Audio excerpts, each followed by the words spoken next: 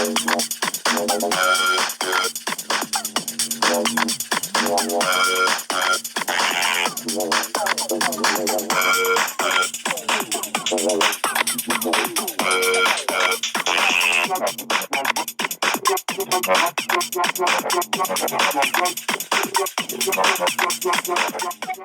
everybody, Mary Brown here, aka Pterodactyl. Welcome to the Pterodactyl's Nest channel.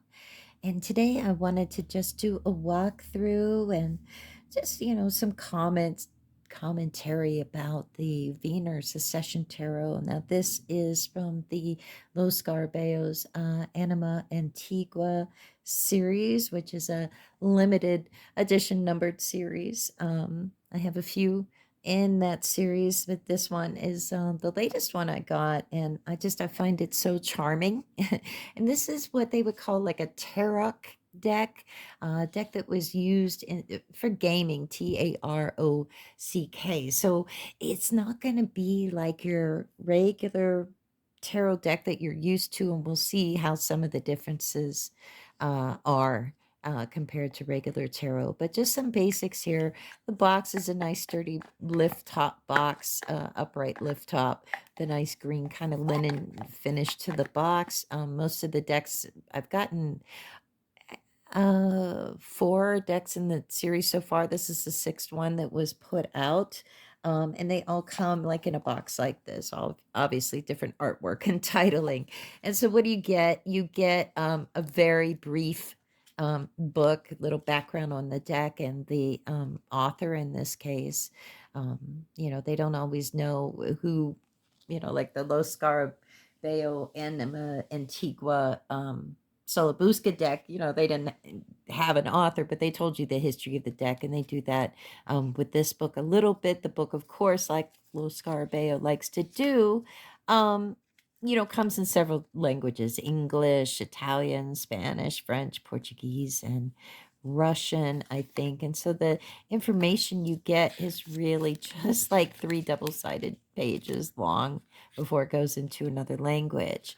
And this deck was designed by Moser.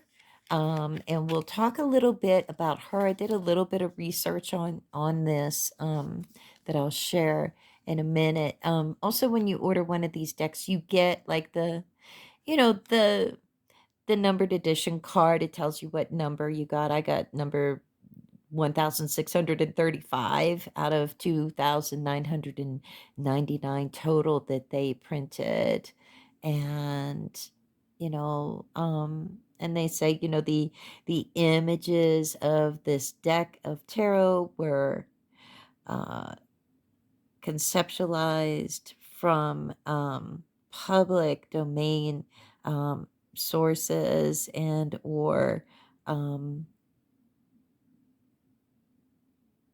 private collectors. And they did with it. I think they do really great with this series, actually. I mean, every deck that I've gotten, I've been really thrilled with. And as you can see, these are kind of, skinny cards. If I compare it to a regular sized tarot deck, it's kind of funny. I was talking about this with somebody the other day.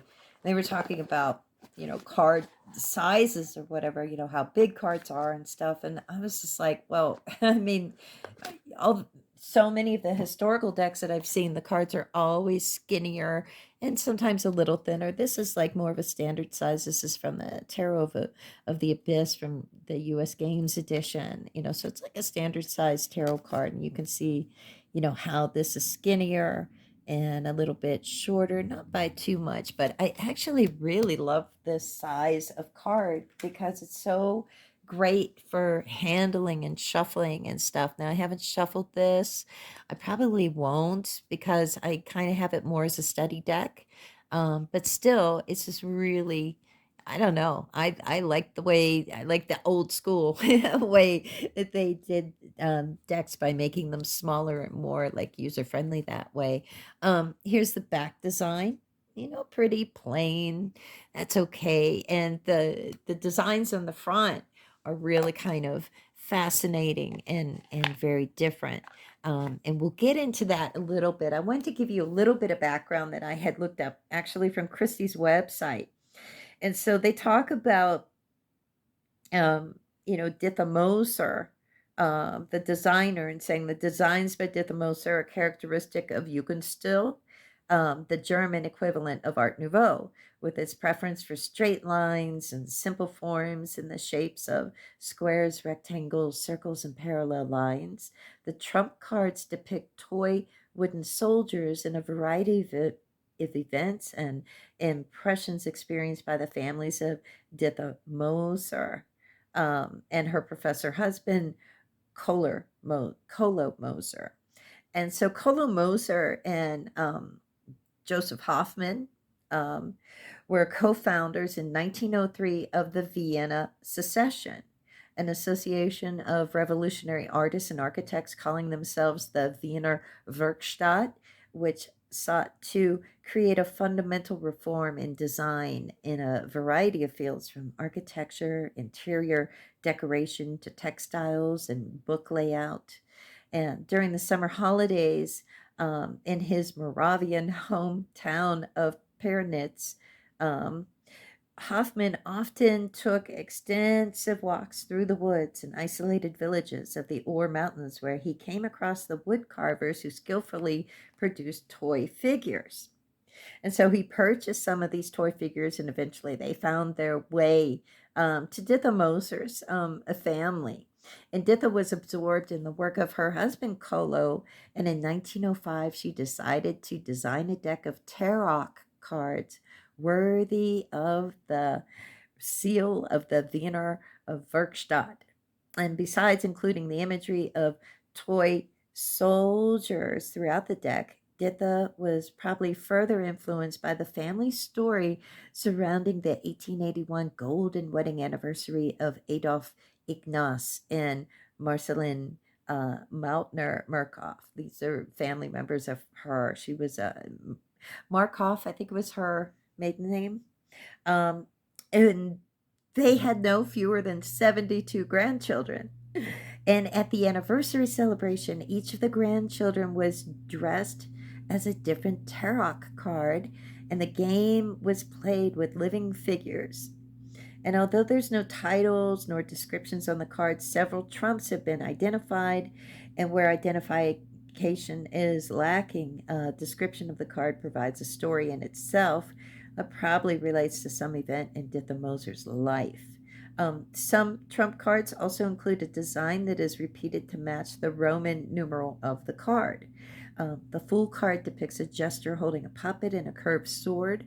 Roman numerals 1 through 21 appear in the background squares. Trump 1 is a night scene with musicians performing near a pond.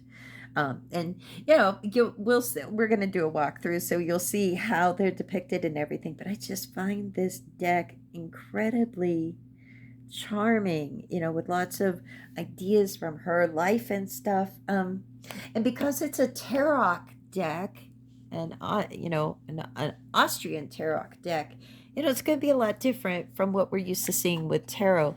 And in the book, it kind of explains like how the numbering is done. So, there is that kind of tarot kind of feel with there being a card they call the Skus, which we call the Fool. And that's the one right here. It doesn't have any number on it, which is fine because there's other tarot decks where the Fool card has no number, and of course, a lot of them where it has a number 0. But so we go from that, we go through the Roman numerals that are in the upper corner there on the rest of the trump cards. And when we get to the minors, it's a little bit different. So the court cards are illustrated, and the black suits. So think of playing cards, like clubs and spades. The black suits have numbers, but it's done a little bit differently. Okay.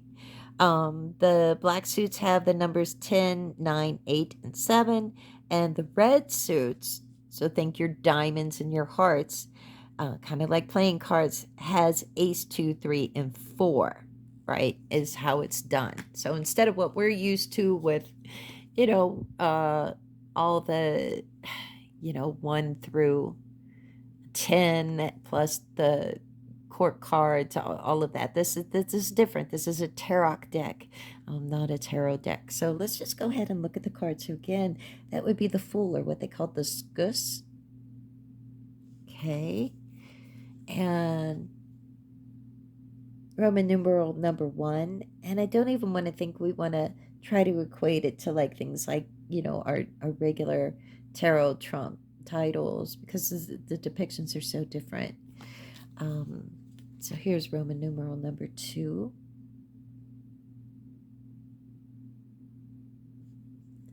And number 3.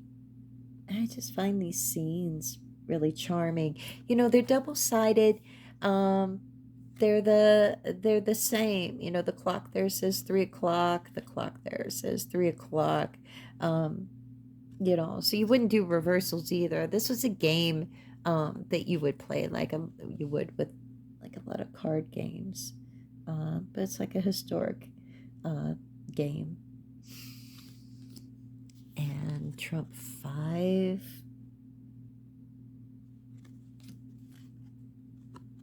Trump 6.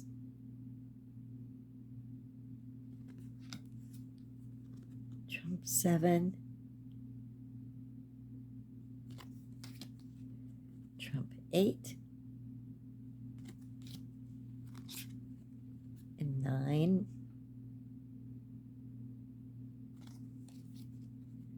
And 10. Trump 11. Trump 12. Trump 13. And Trump 14. And Trump 15. Some of these things are recognizable, like Noah and his ark there.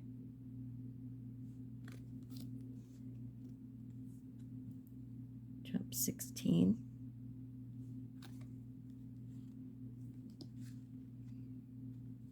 Trump 17.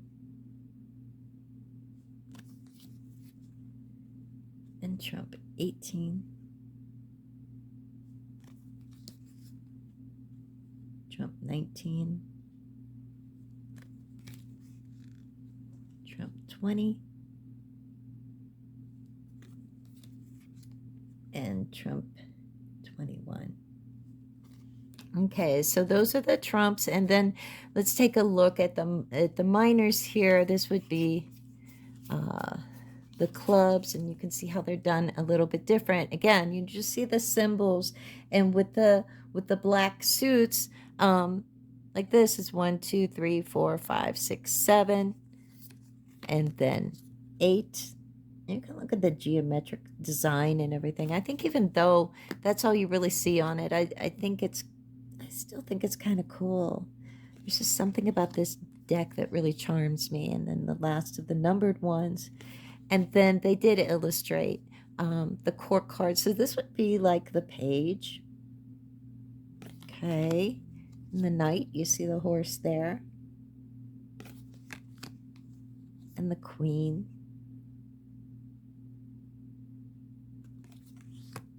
And the king. Okay, and then next up are the hearts. And again, so the reds, you have like what would be like the ace. You see like the 1 heart, the 2, the 3, oops, and then the 4. And then you get into the court cards, and here you have page,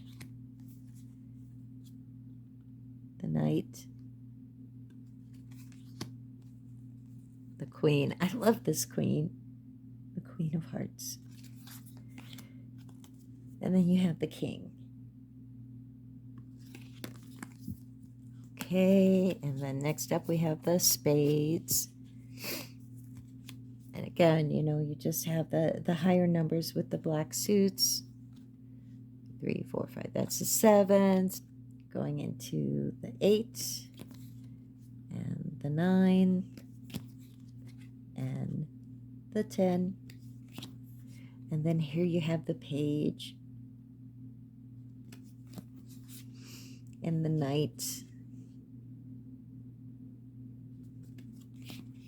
and the queen. I love the queens in this deck. I love the queens and the knights especially. And there's the king. And then finally, we have the diamonds. So there's the ace and the 2 and the 3 and the 4. Okay, and then the page of diamonds and the knight and the queen. And again, the thing that's interesting about the court cards is there's like some disagreement, but the court cards, like you see like that sort of Egyptian look, they're supposed to depict like the court cards are supposed to be depicting like different eras, you know, so like the Egyptians or the Byzantines or the, you know, it's funny, you know, reading some of what was in this book here, they talk about, you know, and Scarabeo has a way of doing that where they tell you about it, you know, but it's sort of like, you know, diamonds have Egypt, clubs have the Crusades for spades. Stuart Kaplan says Assyrians. Christie says Christians. You know, Tarot says the Edda sagas. The Paulus says Byzantium. The hearts are supposed to be depicting 16th through 17th century France. And,